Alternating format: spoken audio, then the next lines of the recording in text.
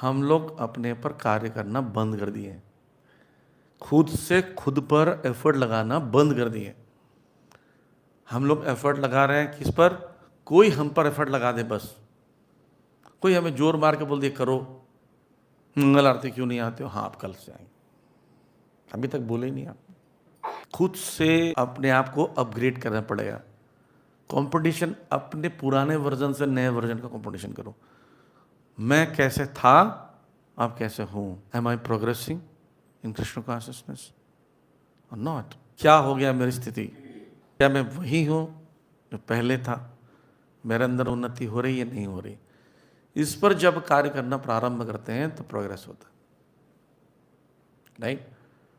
और जब ऐसा रहता है कि कोई धक्का देगा तो चल लेंगे और कोई उठा देगा तो उड़ जाएंगे, तो याद रखना कुछ दिनों बाद उठाने वाला धक्का देने वाला बंद कर देता है, क्योंकि उसकी भी अपनी क्षमता, वो क्यों एफर्ट लगाया? कहाँ?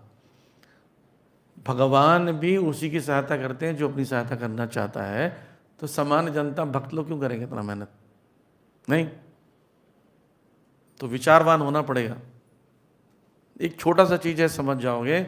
श्रील प्रभुपाद जी को ग्रंथों को पढ़ने में, पूरे ग्रंथ को पढ़ने में 2.5 साल लगता है। यहाँ बैठे जितने लोग हैं सबको 2.5 साल से ज़्यादा हो गया इस्कॉन में।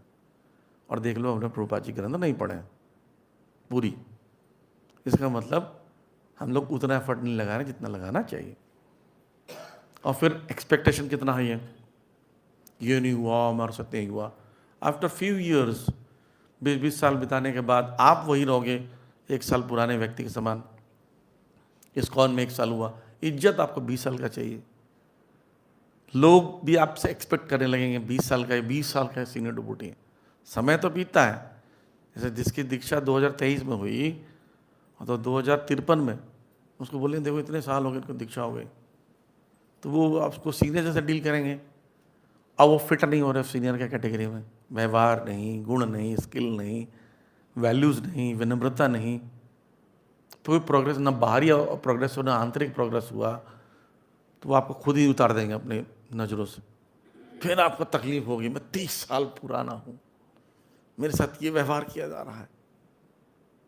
आप 30 साल पुराने नहीं हैं, आप अभी भी 1 साल के ही हैं, क्योंकि आपके अंदर कोई प्रोग्रेस नहीं हुआ। शरीर के बढ़ने पर उसका मस्तिष्क का विकास नहीं हुआ तो वो उसको निंदा का कारण बनता है।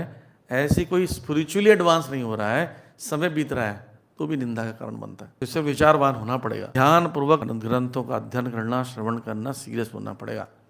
समय बीतता जाएगा, समय नहीं रुकता किसी के लिए।